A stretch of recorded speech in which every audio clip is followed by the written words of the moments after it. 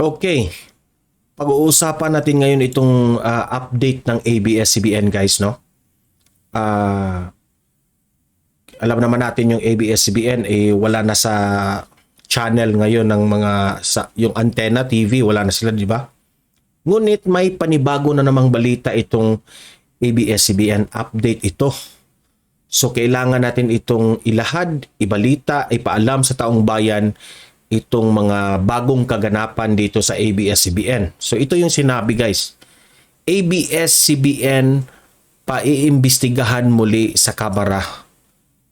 Istasyon posibleng maipasara. Grabe. Posibleng maipasara itong ABS-CBN ha. Again, ABS-CBN paiimbestigahan muli sa Kamara, istasyon posibleng maipasara. Klarong-klaro yan ha. Nakalagay dyan, ibinalita ito ng SMNI. Okay, babasahin natin ang laman. Paiimbestigahan muli sa Kamara ng isang mambabatas ang dating network giant na ABS-CBN. So itinalakay ito noon, no? Ngunit natanggal nga yung ABS-CBN ang kanilang airtime at kasalukuyan na meron rin naman silang YouTube, meron sila sa social media, sa Facebook, no? Active rin naman sila. So posible itong mawala totally kasi paiimbestigahan ito muli, no? Taong 2020 pa nang magpaso ang prangkisa ng ABS-CBN kaya wala na sila sa ere at nang mag-apply sila for renewal, hindi sila pinayagan ng Kongreso dahil sa iba't ibang paglabag. O ayan, klarong-klaro, di ba? Ibinalita natin ito noon na nag-apply sila muli ngunit hindi pinayagan ng Kongreso. Okay. So, katunayan, sabi dito, katunayan, ang mga frequency na dati nilang hawak ng tulad ng Channel 2 ay naibigay na sa ibang media player. Which is ngayon, ang gumagamit ngayon sa Channel 2 na yan ay yung All TV. No? Nandun nga si Tony Gonzaga, Willie Revillame, pagmamay-ari yan ni Manny Villar, yung All TV. Okay? Yan ang pumalit sa ABS-CBN. Ngunit para kay Cavite Representative Elpidio Barzaga, no, alam naman natin, ito yung congressman noon na kasama si Rodante Marcoleta na talagang ipinipush nila na matanggal yung ABS-CBN dahil nga dito sa kanilang mga violations, no? According sa kanilang paghalungkat dito, hindi pa tapos ang laban dahil kailangang malaman ng Kongreso kung tinuwid ba ng ABS-CBN ang kanilang mga pagkakamali. Iyan, grabe ito. Hindi para, ibig sabihin, hindi pala sapat yung pagdinig na yun na natanggal sila. Ngunit, pwede pa silang i-hearing again kung yung mga pagkakamali nila ay kanilang naituwid, yung mga taxes, yung mga violations ng mga ginawa nila sa kanilang mga trabahante. Marami yun, di ba? At saka yung issue rin ng kanyang boss nila na si Gaby Lopez, yung dual citizenship, yung mga ganun. No? O ewan ko ba kung anong ibig sabihin dito kay Congressman Representative Elpidio Barzaga kung ano yung hindi nila natuwid sa kanilang pagdinig, di ba? So, again, ito ay halongkatin lahat, no?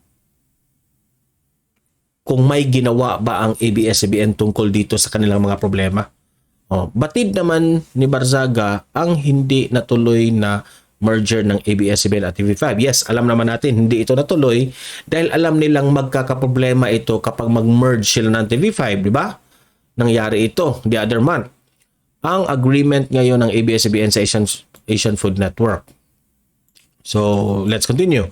Bagamat walang issue dito ang veteranong kongresista, dapat anyang silipin ng Kongreso kung may iba pang mga kasunduang pinasok ang network na maaring labag sa batas. So talagang imbestigahan sila kung meron ba silang mga ibang ginawang transaksyon na makapaglabag ito sa batas, no? Dahil isa na rito yung ABS-CBN at TV5 na merging sana nila na hindi natuloy dahil nga binara yun ni Rodante Marcoleta, no? Congressman Rodante Marcoleta, representative.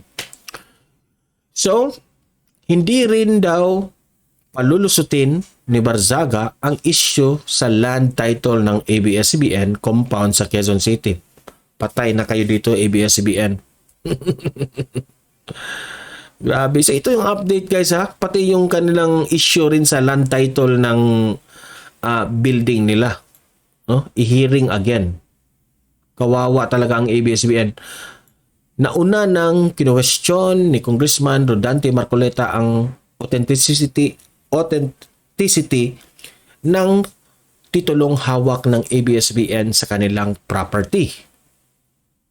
Diin noon ni Marcoleta, poor photocopy lamang ang hawak ng kampanya, kaya dapat daw patunayan kung sa kanila ba talaga ang lupang tinitirikan ng compound. Tama, hindi lang enough yung picture lamang, yung katibayan nyo dyan, no? Dapat magbigay kayo ng mga detalyeng, mga papeles na talagang nagpapatunay dyan. No? Kailangan ito. Oh, sabi ni Barsada, quote-unquote, titigan natin ang mga titulo. Titigan natin kung anong mga basihan kung bakit sila ay nagkaroon ng titulo. Ayon kay Barzaga. So, posibleng matanggal itong building nila guys pag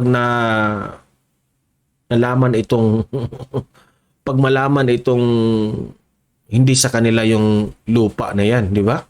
Grabe guys. Kawawa man no, pero talagang hindi ito tolerate kasi ng mga kongresista dahil unfair ito sa taong bayan, unfair ito sa mga taong mahihirap dito sa Pilipinas. Diin naman ni Barzaga na makikinabang din ang ABS-CBN sa kanyang pagpapaimbestiga dahil naunang sinabi ni Pangulong Ferdinand Bongbong Marcos Jr. na bukas ang gobyerno na bigyan uli ng prangkisa ang network oras na marisolba ang lahat ng issue nila sa pamahalaan. So, pwedeng good news, pwedeng bad news ito sa ABS-CBN. Okay? Dahil nga itong ating Presidente Bongbong Marcos naging fair lamang sa kanilang mga sinasabi na bukas ang si PBBM na i-reopen again itong ABS-CBN kapag, okay, ito ay kapag na-comply nila ang kanilang mga problema. Okay? So that's being fair. Buti nga, ganito yung administrasyon ni Presidente Bongbong Marcos. Pero, kung magka-problema pa rin dyan sa lupa, problema din sa mga tax, ganun, kung ano pa bang mga problema dito sa ABS-CBN, goodbye ABS-CBN dito. Okay? Ang lakas ng ulan dito guys. Kaugnay naman sa mga palabas ng ABS-CBN na hindi naayos ng kumpanya na may posibilidad umano itong maipapasara ng gobyerno. Mapapasara talaga sila dito. Dagdag pa ni Representative Barzaga, quote-unquote, well, that is one possibility. Kasi ang operasyon nila ngayon ay through their cable TV. At pag cable TV pa naman ang pinag-uusapan, hindi na kinakailangan ang prangkisa ng dating Kongreso.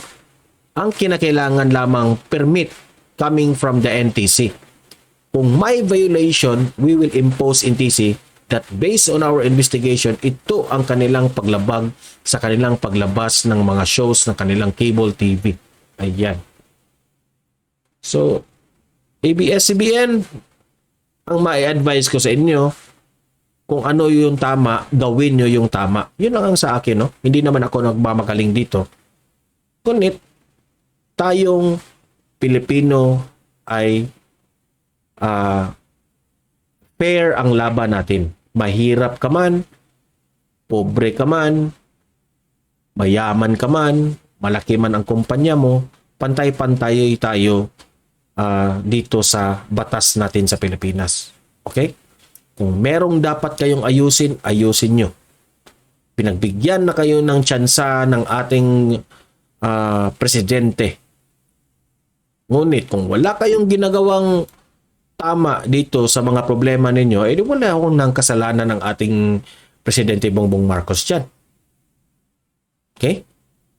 So, kayong mga audience ko dito, libre kayong mag-comment, mag-react, babasahin natin yung mga opinion ninyo tungkol dito. Okay? So guys, see you in my next video. Importante i-like, i-share itong video nito para kakalat ito sa taong bayan. Don't forget, follow, subscribe sa Donmar TV para lagi kayong updated sa mga balita na kagaya nito. Okay? So guys, see you in my next video. Have a great day. God bless everyone.